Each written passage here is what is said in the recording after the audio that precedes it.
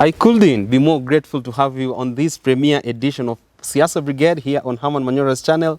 My name is Richard Mwenja. I'm truly honored. Now, this is a show that we shall be focusing on political personalities that literally are the wind beneath the wings of our top presidential candidates. And on this particular edition, we're going to start with none other than the man himself, Junet Mohammed. But before we got there, I know some of you are worried. Where is Business Glide Show? The economist in me still lives on, so Business Glide will still be coming to you on those very selected days that it airs, so you shouldn't be worried. As of now, allow me get straight into this conversation about Junet Mohammed, what the future portends for him in the world of politics, and also what input is he bringing on the side of the Azimio Brigade with regards to this particular election that's coming on the 9th of August this year. Sir, welcome on board. Thank you, Richard. Great to see you. Well, we have a new show on board, Siasa Brigade. Siasa Brigade. How did you think about this show? Literally, I was actually born in a military barracks, 9th Kenya Rifles, Moi Barracks. So I'm used to such terms, brigade. Yeah, your father told me he was a military, ex-military man. Yeah. Perhaps so actually, today, when we are starting this show, we are honored by the Kenya Defence Forces fly pass just above us. Actually, that tells you, should you find some inconveniences in our sound, please bear with us, because there is an ongoing Tusker air show whereby the Kenya Defence Force is actually showcasing some of its mastery in the air. Before we get into the conversation, receive greetings from business moguls, business big billionaires, Vimal Shah, a number of them who are there for the National Prayer Breakfast. Yeah. I actually got an invite from the Speaker of the National Assembly. Wonderful. You are a big man. I'm actually learning from your footsteps. You are a big man. I see. So one lady called Madam Elizabeth Kimani, operations manager at ARC, told me, and actually some billionaire businessmen said, say hi to Herman Manyora, he's doing a fantastic job. I'm humbled. But they're actually asking, why are you not contesting in the forthcoming general elections? 2027. 2027? For the big job. I watch Raila. If he doesn't deliver, I'll stand in 2027. With Kalonzo as your running mate? No, I'll look for a running mate. Must be a lady. Probably Junet Mohammed? No, a lady. All right, sir. We are looking today at top personalities who are actually calling the shots behind the scene for Raila Odinga, for William Samoei Ruto, and for other independent candidates who are gunning for the presidential bid. Let's talk about Junet Mohammed, Suna East Member of Parliament. This is a man who's built some charisma that's alluring the masses, but there's also some concern with regards to his utterances, his outburst personality, and some people are actually scared that the future of Junet Mohammed in the Kenyan politics is kind of blurry. You've seen the likes of Danson Mungatana, the likes of Boni Kaloale. They were people who were very bold. Sometimes they could go bare knuckle on presidential aspirants and their seniors and so forth. But right now, they are mere shadows of their former selves. Is this a likely event that's going to happen for Junet Mohammed? You've seen him last week talk about Arap Mashamba, referring to Deputy President William Ruto, telling me he's a mwizi, he's a thief, he should return the land in Taita Taveta, in Laikipia, the land that he said he was gifted by the other foreign national and so forth. Would you say that this could spell doom for Junet in his political future? I know what you have in mind. What you have in mind is that every big politician has an attack dog or attack dogs.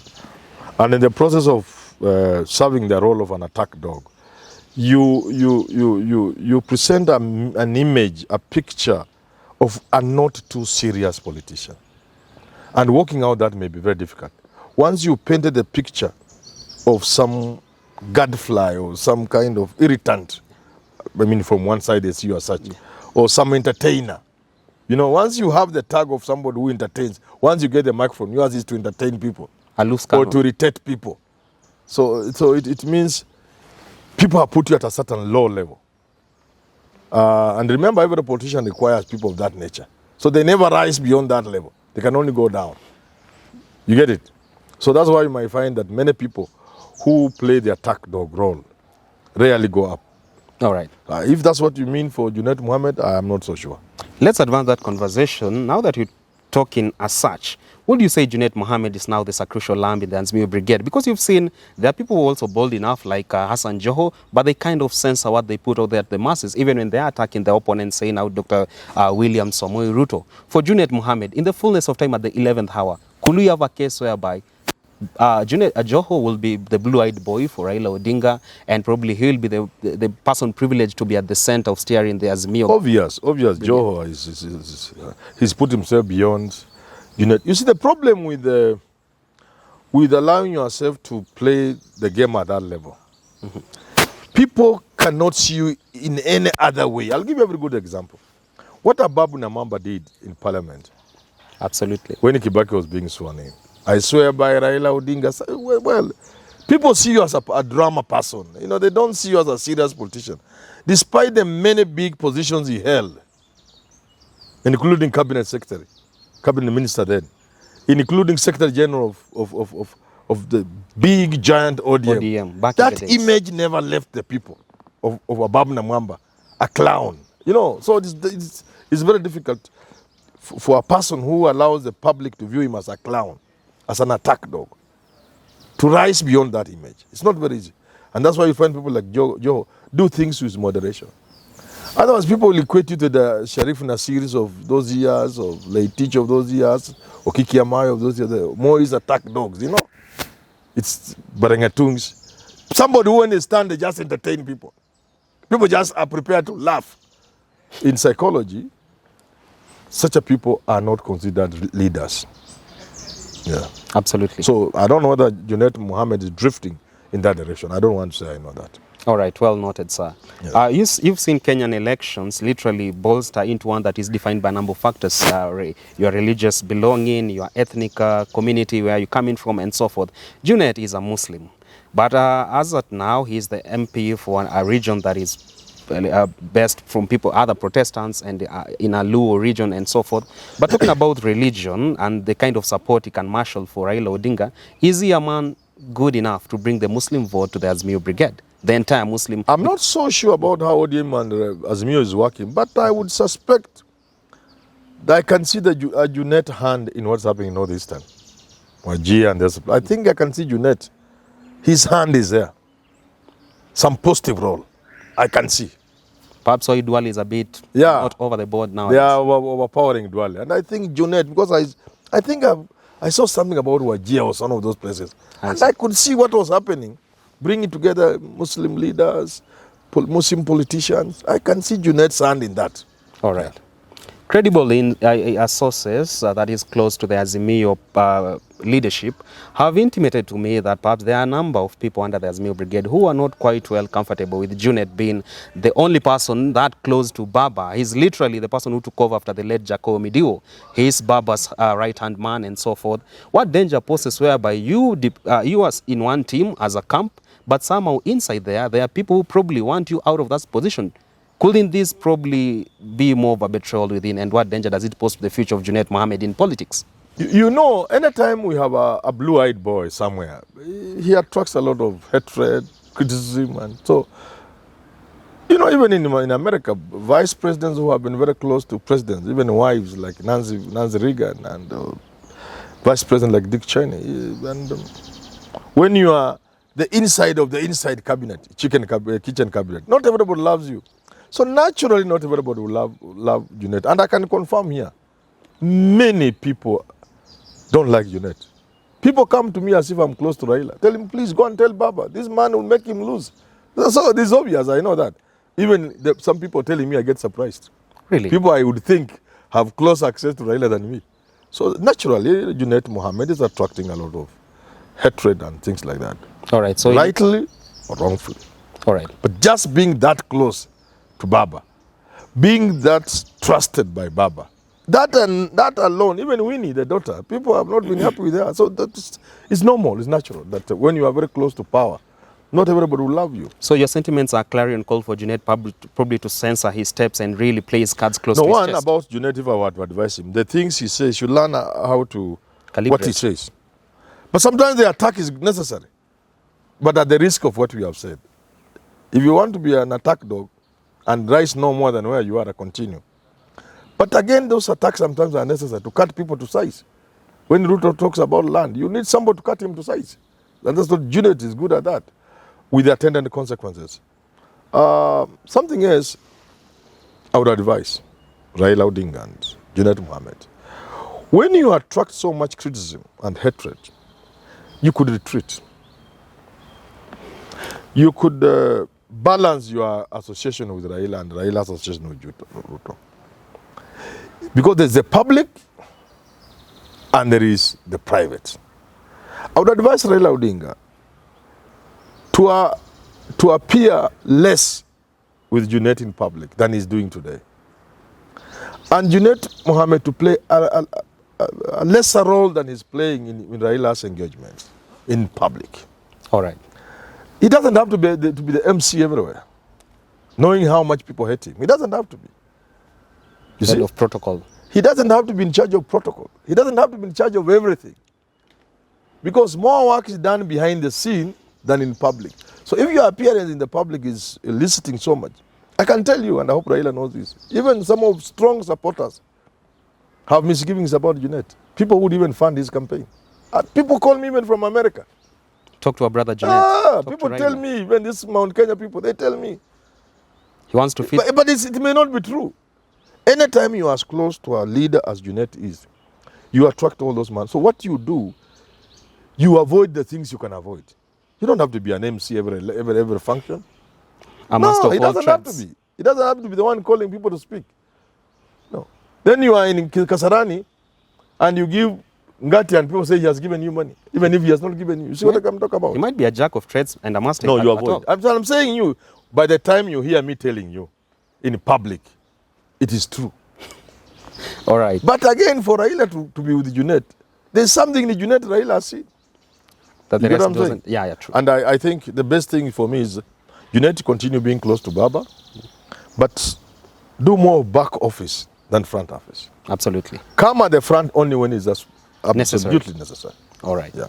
Let's talk about the issue of the pull factor and the gravitas in there.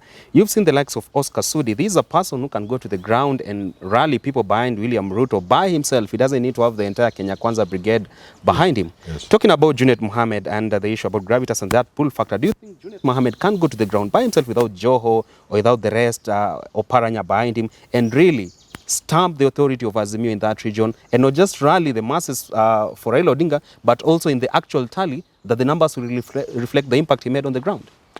I am not sure, because in Luo Nyanza, I don't think they need Junet to do that. Junet Mohammed is an operative for Raila Odinga. I don't think he's a mobilizer. And I could be wrong. I don't know how Luo Nyanza behaves. But I don't think he's a mobilizer. And for a person who gets hated to the level he's now being hated, I doubt that he can mobilize. All right. Hope Baba is listening. And so, Junet himself. If we are actually they may choose to listen or to ignore, I don't care. Comparison is actually a thief of joy, but allow me to compare Junet Mohammed and Oscar Sudi with regards to the issue of gravitas and the pull factor and stamping the authority in the regions that they are rallying support for their preferred presidential candidates. Do you think Oscar Sudi is better placed than Junet with regards to that? Oscar Sudi excites the Kalenjin. He says what they want to hear. You know, he's a darling of the Kalenjin masses. Oscar Sudi, you can say what you want about Oscar Sudi. But when he stands in Eldoret to speak, the crowd is there already. He doesn't even need to call people. Oscar Sudi is a magnet among the Kalenjin. I doubt that Junet Mohammed is a magnet among the Luos, where he's domiciled. I'm not sure, but I doubt. All right. Yeah. Let's talk about the future of Junet Mohammed in politics. What could be the possible reward for Junet Mohammed should Raila Odinga clinch the presidential seat come 9th August elections? Could we probably see a majority leader of majority in Junet? Or bigger than that. Bigger than that? Yeah. But also, in a Raila government, Junet will be a big person, not leader of majority. I mean, that's the lowest he can go. He's a trusted lieutenant. Raila trusts Junet. That is his boy.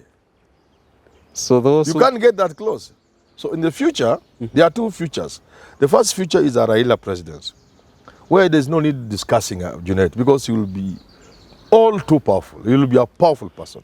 Not a small boy. Oh, no. But the other future you can discuss is beyond a Raila. post-Raila future. Tell me about people who are so close to power like Biwot, like Miyoko Inange, like all these fellows. Yeah. When the king is no longer there, people don't want to see you. You go to Lombe and retire in peace. You retire in peace. Junet Mohammed will stay in Suna and continue with business. And drink camel Post Raila, he can never, he can't even win MCA. By then, Sudi and Murkomen will be the big Even boys. MCA he cannot win. Once you are so close to power, you know, people even just envy you. Other than weave too. You know, Junet Mohammed did not do anything bad. People just feeling, it's just weave. All right. Envious. Why is he so close to Baba? Kwani amepatia Baba need? You know, people like Orengo are supposed to be close to Baba, Amolo Otiende. Now they can't get half as close as Junet. They will just hate you. You don't need to do anything bad. They will just hate you. They will just hate you. And when Baba is not in the picture anymore, my friend, even MCA you can't win. Go back to the village. You just go back and do your business. Sit under the tree and... Or do your business. Junet is a young man. I see. Yeah. The very last... Or go back to some Somaliland place, Northeastern, and Walgadud. Become a governor. And all that. No, going to be a governor in Kenya, not Somalia. All right. Yeah. Let's wind it up here. We've seen Junet's spouse really launch a charm offensive in Nyanza region by literally using the Luo lingua to appeal to the masses. Could that probably work in favor of Junet and really have his spouse really make so much impact for Azimio? Of course. And even Junet himself. He was a darling of the people. People loved him. For you to be elected. In Suna East. You know how many people are close to Raila and they were not elected? And they are from Luo region. Yeah. How many? Look at Shabir, is an Indian. He's messed up in ODM. He goes independent. He has won twice. You must be loved. So Junet was a loved person. For him to be councillors, governors, what are they called, mayor, or things of that nature, or chairman, something like that, be MP in Suna East, where there are Luos and not Somalis.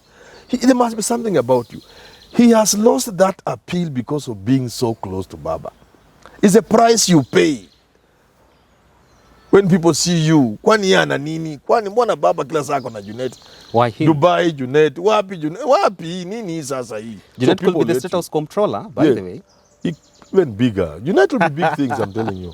Baba loves him. He'll be big things. I see. And as Baba, you can't blame Baba. You have to have somebody dependable. Some of these people you trust them, they go and drink and let out your secrets if you are Baba. You can't trust them. Because the Jamajakoyos were there, my friend. Maybe Baba saw these guys. Did you have to drop that one? Yeah. No, I'm saying in defense of Joho, in defense of Junet, and in defense of Baba. But at the same time, I must be allowed to say, finally, this election is very important to Baba and to his followers and to the movement. Because Baba is the head of a movement. This thing is not about Raila Odinga. It's about a movement. A battalion. A movement he leads. And this election is all too important for them to lose.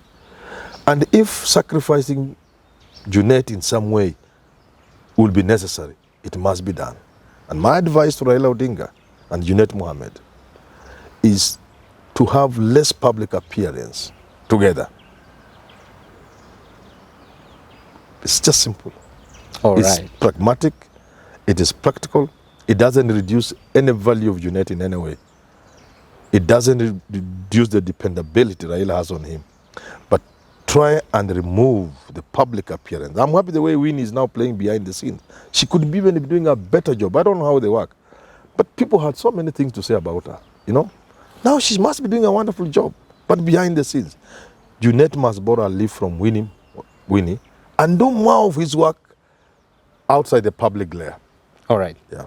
They call him the political prophet, the phenomenal statesman Herman Manyora. Dennis Onsarigo, Philip Etale, it's high time you really take those notes and get them to Baba. He needs to revise them and probably make adjustments in there if indeed he wants to clinch the presidential ticket come 9th August 2022. But before we leave, I told you new beginnings come with new and better tidings. You've been asking me, we really want to know who Herman Manyora is. He's a person of interest. Some of you want to understand his public life, his private life, and some of his highlights and lowlights in life this far. You've said that he inspires the nation. Let's get to have this segment called the Wheel of Time, whereby he gets in every edition to tell us one incident perhaps that was his highlight or lowlight this far in life. Take it away, sir.